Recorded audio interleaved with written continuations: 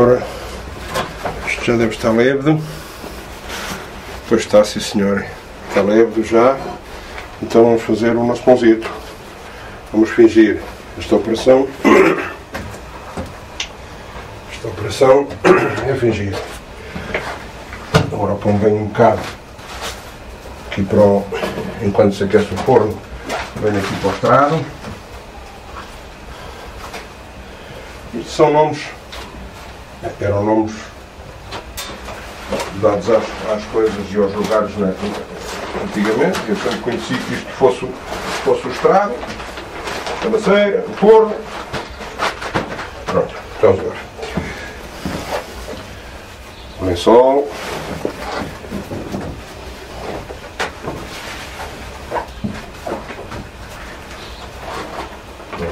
Agora vamos fazer aqui. Vamos fazer isto. Está a começar a aquecer. Está a começar a aquecer o muro.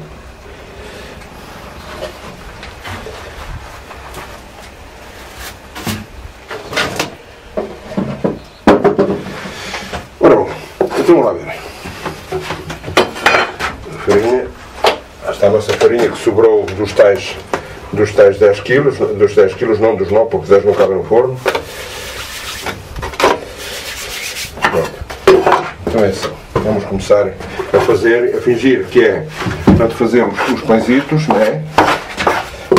Fazer os pãezitos, que é para depois meter no forno, ficam ali em repouso no estrado mais 3/4 de hora, meia hora, 3/4 de hora, enquanto o forno aquece, porque o forno só se deve aquecer no momento em que a farinha ficou lêveda.